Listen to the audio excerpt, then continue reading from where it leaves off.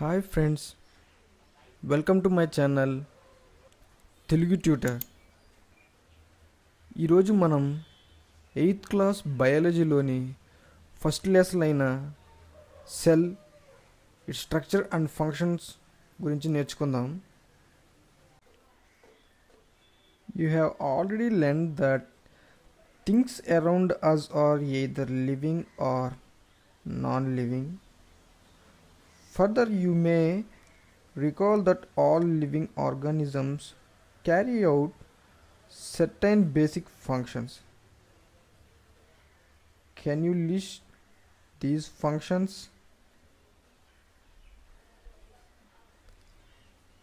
Previous క్లాసెస్లో మనం living థింగ్స్కి నాన్ లివింగ్ థింగ్స్కి డిఫరెన్స్ ఏంటో తెలుసుకున్నాం. అలాగే లివింగ్ ఆర్గానిజమ్స్ ఎనర్జీ కోసం, సర్వైవల్ కోసం different kinds of functions perform చేస్తాయని తెలుసుకున్నాం. Different sets of organs perform the various functions you have listed.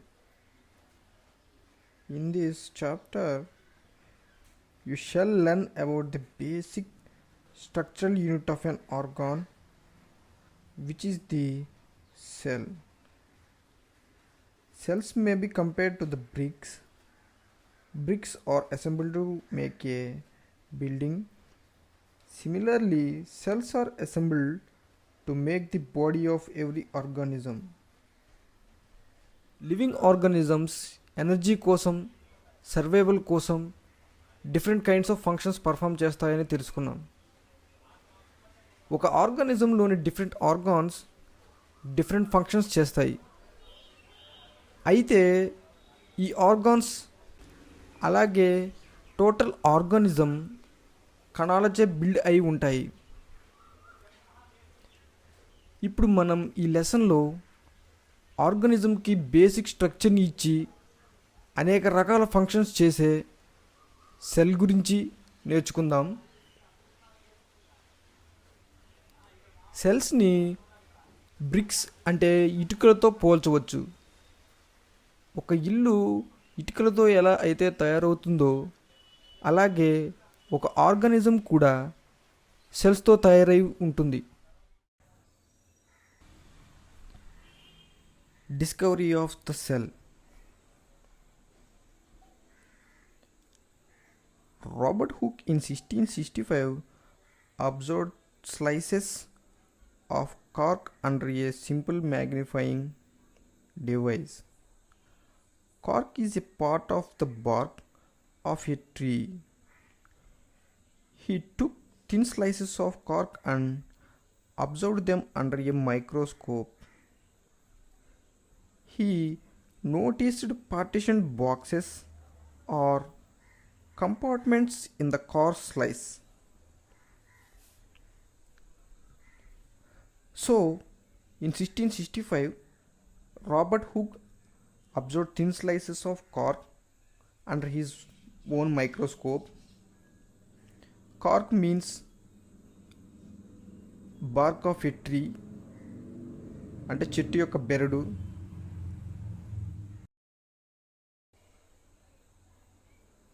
When he placed thin slices of cork under his microscope, he noticed box-like structures like this.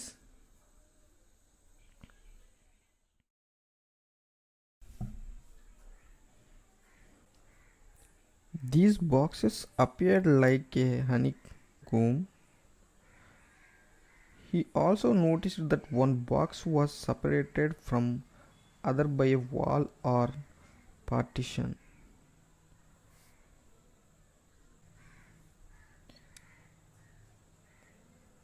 So Robert Hooke thought that these boxes are similar to a boxes in honeycomb, and also noticed that the boxes are separated by walls. Hooke coined the term cell for each box. What Hooke observed as boxes or cells in the cork were actually dead cells. Hooke named these compartments or boxes as cells, but what Hooke observed was actually dead cells.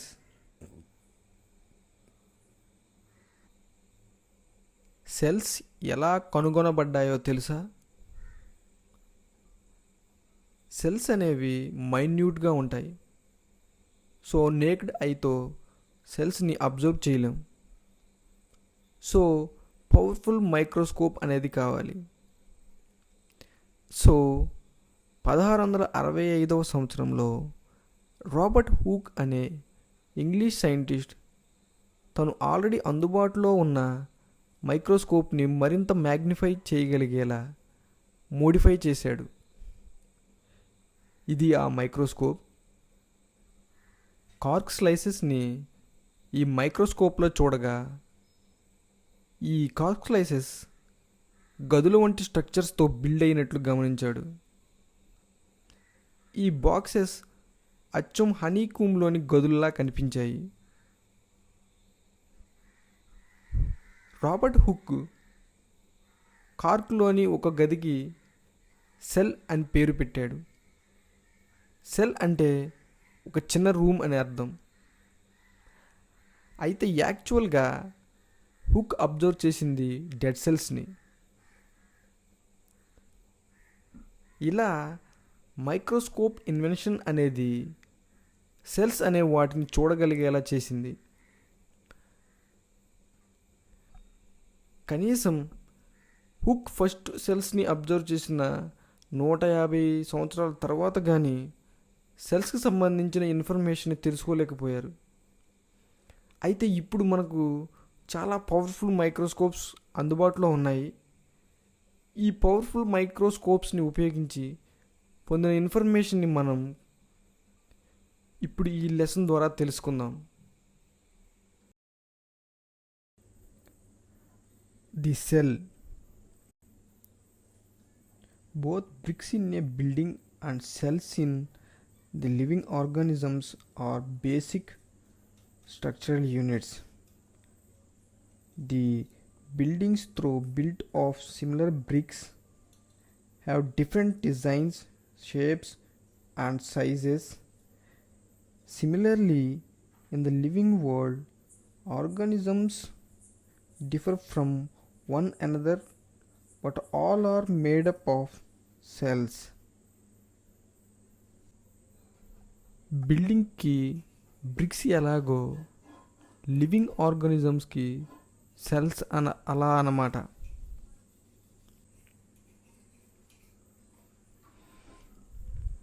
మనం different kinds of buildings చూస్తూ ఉంటాం.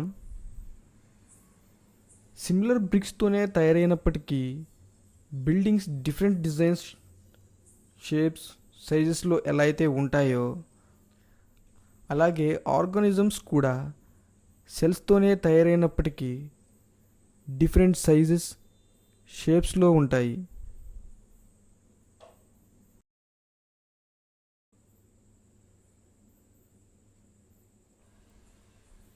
Organisms show variety in cell number, shape, and size.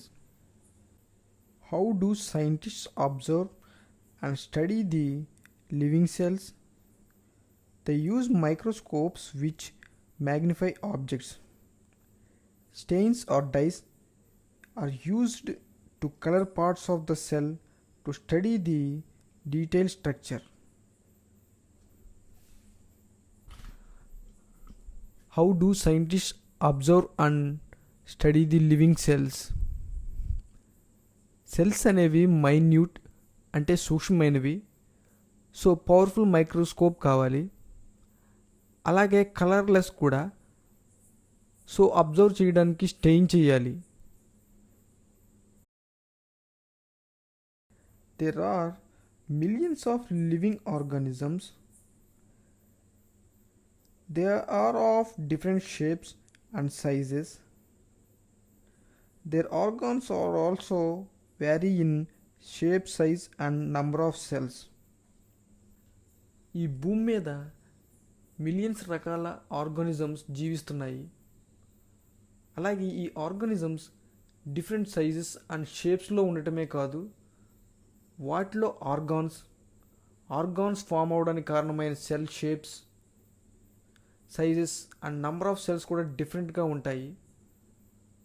So scientist సెల్స్ని మైక్రోస్కోప్లో observe చేసి different ఆర్గానిజమ్స్లో cell numbers అంటే cell సంఖ్యకి సంబంధించి, cell షేప్కి సంబంధించి, cell సైజ్కి సంబంధించి information తెలుసుకున్నారు.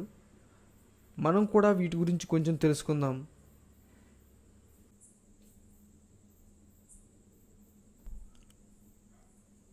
Number of cells.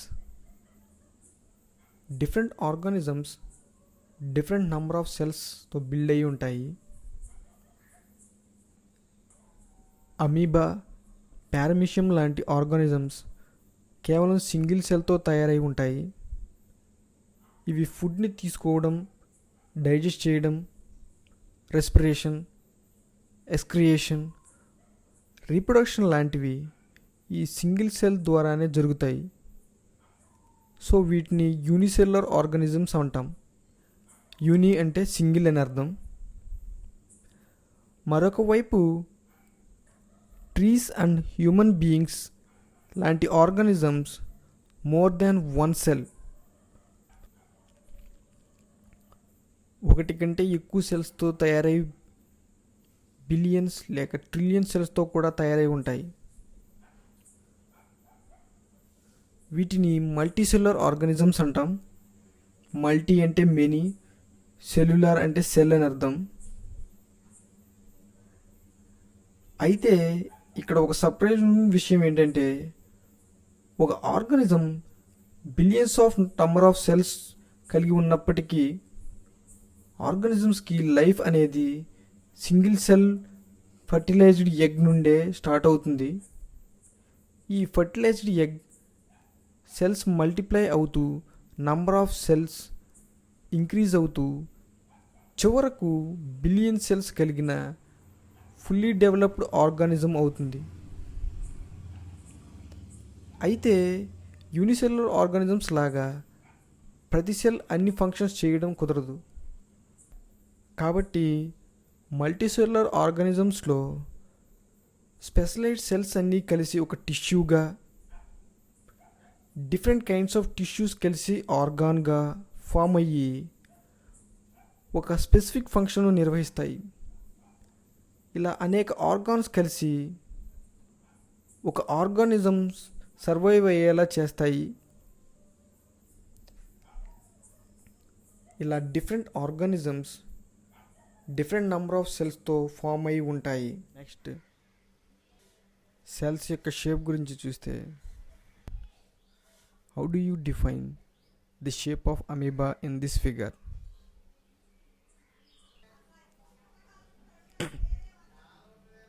వాస్తవానికి అమీబాకి స్పెసిఫిక్ షేప్ అనేది లేదు.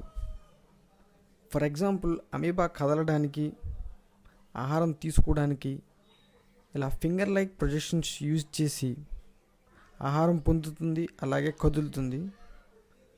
ఈ ఫింగర్ లైక్ ప్రొజెక్షన్స్ని సూడోపోడియా అంటారు, అంటే ఫాల్స్ ఫీట్, అంటే తెలుగులో మాయా పాదాలు అని అర్థం. ఇటువంటి డెఫినెట్ షేప్ లేకుండా హ్యూమన్ బాడీలో కూడా సెల్స్ ఉన్నాయి. అవే వైట్ బ్లడ్ సెల్స్. అయితే వైట్ బ్లడ్ సెల్స్ కేవలం సెల్స్ అయితే, అమీబా మాత్రం ఒక సెల్తో తయారైన పూర్తి organism. What shape would you expect in organisms with millions of cells? Cells అనేవి డిఫరెంట్ షేప్లో ఉంటాయి. ఆ సెల్ యొక్క ఫంక్షన్ని బట్టి సెల్ యొక్క షేప్ అనేది ఉంటుంది. కొన్ని రకాల సెల్స్ రౌండ్గా, స్పెరికల్గా ఉంటాయి. For example red blood cells. అదే మజిల్ సెల్స్ అయితే పొడవుగా, రెండు వైపులా పాయింటెడ్గా ఉండి మధ్యలో ఉబ్బుగా, అంటే కండి వంటి షేప్, అంటే స్పిండిల్ షేప్లో ఉంటాయి. మరొక వైపు నెర్వ్ సెల్స్ బ్రాంచెస్ కలిగి ఉండి శరీరంలో అన్ని భాగాల కదలికలు ఎలక్ట్రికల్ సిగ్నల్స్ ట్రాన్స్ఫర్ అయ్యేందుకు వీలుగా డిజైన్లో ఉంటాయి. సెల్ మెంబ్రేన్ సెల్ యొక్క కాంపోనెంట్స్ అంటే సెల్ యొక్క ఇన్నర్ మెటీరియల్ను ఇలా ఎన్క్లోజ్ చేస్తుంది. సో సెల్స్కి షేప్ సెల్ మెంబ్రేన్ ద్వారా వస్తుంది. అయితే ప్లాంట్ సెల్స్లో సెల్ మెంబ్రేన్కు అదనంగా సెల్ వాల్ కూడా ఉంటుంది. ఇది ప్లాంట్ సెల్స్కు షేపే కాకుండా టఫ్నెస్ కూడా ఇస్తుంది. Size of cells. సెల్స్ అనేవి చాలా మైన్యూట్గా ఉంటాయి, అంటే సూక్ష్మంగా ఉంటాయి. చిన్న మైక్రోమీటర్ సైజు నుండి కొన్ని సెంటీమీటర్స్ రేంజ్లో వీటి సైజు ఉంటుంది. అయితే most of the cells microscopic రేంజ్లోనే ఉంటాయి. సో వీటిని అబ్జర్వ్ చేయడానికి మైక్రోస్కోప్ కావాలి. అతి చిన్న సెల్ వచ్చేసరికి 0.1 to 0.5 మైక్రాన్ సైజులో ఉండే బ్యాక్టీరియా. అతిపెద్ద సెల్ వచ్చేసరికి ఆస్ట్రిచ్ కాదు, అది పెట్టిన ఎగ్. ఈ ఆస్ట్రిచ్ యొక్క గుడ్డు 170 mm by 130 mm వరకు ఉంటుంది. ఒక ఆర్గానిజం, అది ప్లాంట్ కానీ యానిమల్ కానీ, ఆ ఆర్గానిజం యొక్క సైజుకి దాన్ని నిర్మించిన సెల్ సైజుకి ఎటువంటి సంబంధం ఉండదు. అంటే ఒక ఎలిఫెంట్ అలాగే ఒక ర్యాట్ని ఎగ్జాంపుల్గా తీసుకుంటే ఎలిఫెంట్ సెల్స్ పెద్దగా ఉండాలి అని కాదు. ఇక్కడ పిక్చర్లో చూపించినట్లు ఎలిఫెంట్లో సెల్ నెంబర్ ఎక్కువగా ఉంటుందంతే. అలాగని ర్యాట్స్లో తక్కువ సెల్స్ ఉండటం వల్ల ఫంక్షన్స్ తక్కువగా ఉంటాయని కాదు. ఫర్ ఎగ్జాంపుల్, ర్యాట్ మరియు ఎలిఫెంట్ యొక్క న్యూరాన్ సేమ్ పొడవుగా బ్రాంచెస్ కలిగి ఉంటాయి. అలాగే అవి చేసే ఫంక్షన్స్ కూడా ఒకటిగానే ఉంటాయి, ఒకటిగానే మెసేజ్ను ట్రాన్స్ఫర్ చేస్తాయి.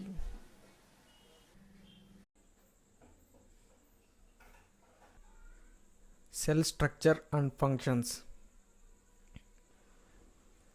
ఇప్పుడు సెల్ యొక్క స్ట్రక్చర్ ఎలా ఉంటుంది, అలాగే సెల్స్ ఏ ఏ ఫంక్షన్స్ పర్ఫామ్ చేస్తాయో చూద్దాం. ప్రీవియస్ క్లాసెస్లో డైజెస్టివ్ సిస్టమ్ గురించి తెలుసుకున్నాం. డైజెస్టివ్ సిస్టంలో different kinds of digestive organs, ఎలా different kinds of functions like digestion, assimilation, అలాగే అబ్జార్ప్షన్ లాంటి ఫంక్షన్స్ని ఎలా చేస్తాయో నేర్చుకున్నాం. సో ఆర్గాన్స్ చేసే ఫంక్షన్స్ ఇండైరెక్ట్గా సెల్స్ చేసే functions. The basic components of a cell are cell membrane, cytoplasm and nucleus. ఒక సెల్ మెంబ్రేన్, సైటోప్లాజం, న్యూక్లియస్ వంటి బేసిక్ కాంపోజిషన్స్తో తయారై ఉంటుంది. ఇక్కడ చూపించినట్లు cytoplasm, nucleus are enclosed in cell membrane. Nucleus, cytoplasm cell మెంబ్రేన్తో ఆవరించబడి ఉంటాయి. ఒక సెల్ నుండి మరొక సెల్ను సెల్ మెంబ్రేన్ వేరు చేస్తుంది, సరౌండింగ్స్ నుండి వేరు చేస్తుంది. సెల్ మెంబ్రేన్ని ప్లాస్మా మెంబ్రేన్ అని కూడా అంటారు. ఈ సెల్ మెంబ్రేన్ సెల్కి కావాల్సిన సబ్స్టాన్సెస్ని, అవసరం లేని సబ్స్టాన్సెస్ని బయటి నుండి లోపలికి, లోపల నుండి బయటికి పంపించడానికి పోర్స్ అంటే రంధ్రాలు కలిగి ఉంటుంది. అందువల్ల దీన్ని సెమీపర్మియబుల్ మెంబ్రేన్ అని కూడా అంటారు. ఇక్కడ ఆనియన్ సెల్స్ని అబ్జర్వ్ చేస్తే సెల్ మెంబ్రేన్కి అదనంగా సెల్ వాల్ ఉంటుంది. ప్లాంట్స్ కదలలేవు, అలాగే హార్ష్ ఎన్వైరన్మెంట్లో ఉండాలి. సో అందువల్ల ఈ సెల్ వాల్ ప్లాంట్స్కి ప్రొటెక్షన్ ఇస్తుంది. ఈ సెల్ వాల్ ప్లాంట్స్ను high wind speed, temperature, atmospheric moisture మొదలైనటువంటి వాటి నుండి ప్రొటెక్ట్ చేస్తుంది. నెక్స్ట్, సెల్ మెంబ్రేన్ లోపల స్పేస్లో ఆవరించి ఉన్న జెల్లీ లైక్ ఫ్లూయిడ్ సైటోప్లాజం గురించి తెలుసుకుందాం. ఈ సైటోప్లాజంలో న్యూక్లియస్, అలాగే different kinds of organelles like mitochondria, Golgi bodies, ribosomes suspend అయి ఉంటాయి.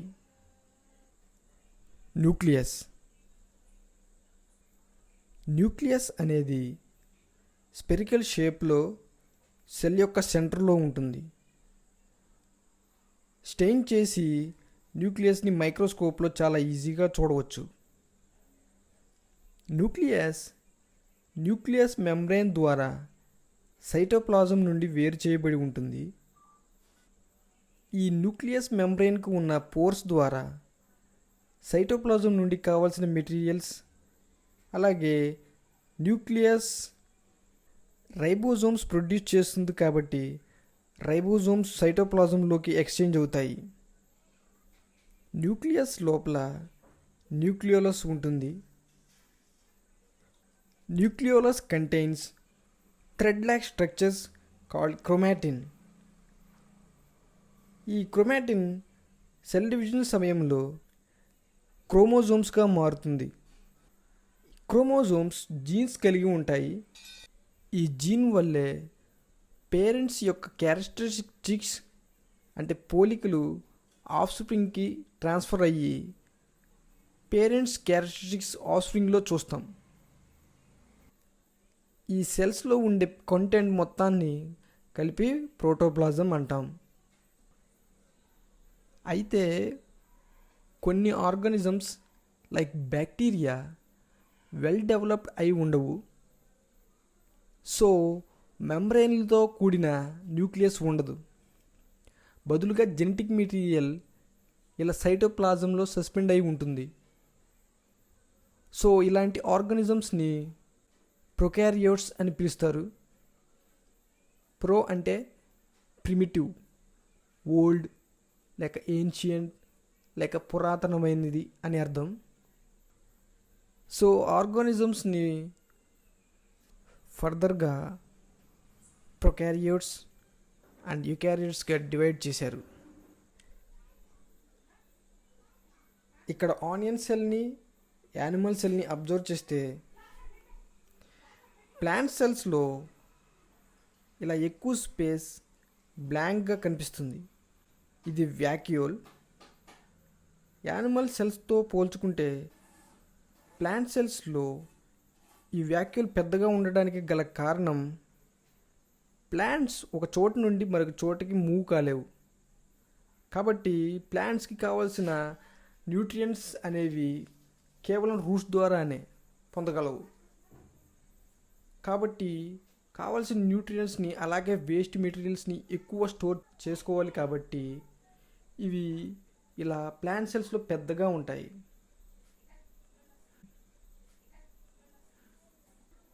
ప్లాస్టిడ్స్.